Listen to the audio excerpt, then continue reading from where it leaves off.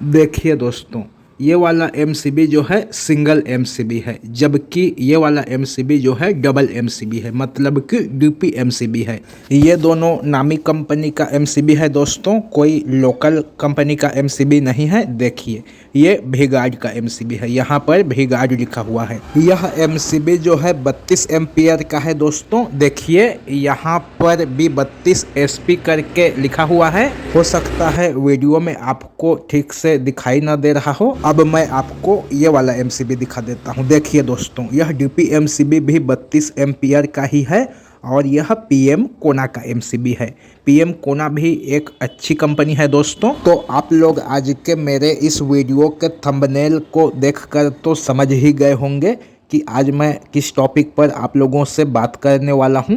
दोस्तों, जब आप एमसीबी खरीदते हैं तो इसका वायरिंग आप फटाफट से 2 मिनट में ही कर देते हैं। ऊपर में इनपुट का वायर लगा देते हैं और नीचे से आउटपुट ले लेते हैं। देखिए दोस्तों, इस एमसीबी के नीचे में लाइन लिखा हुआ है और ऊपर में लोड लिखा हुआ है, मतलब साफ है दोस्तों।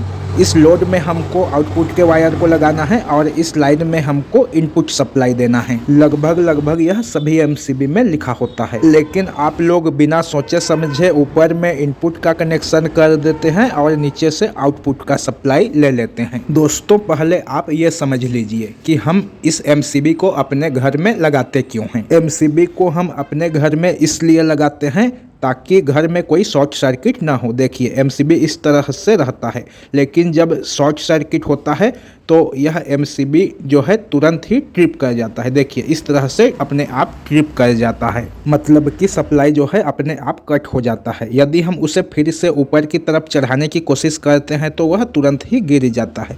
यदि शॉर्ट सर्किट होता है तो वह ऊपर की तरफ टिकता नहीं है, वह अपने आप तुरंत ही गिर जाता है। लेकिन दोस्तों, यह तभी अच्छे से काम करता है जब आप लोग इसका कनेक्शन सही से किए रहते हैं। मतलब कि इसके नीचे से हमको इनपुट सप्लाई देना है और ऊपर की तरफ से आउटपुट के सप्लाई को लेना है। यदि हम इस तरह से एमसीबी में कनेक्शन नहीं करेंगे तो यह एमसीबी जो है सही से काम नहीं करेगा। अब आप ये सोच रहे होंगे कि हमें इसमें किस तरफ न्यूट्रल और किस तरफ फेज का कनेक्शन करना है।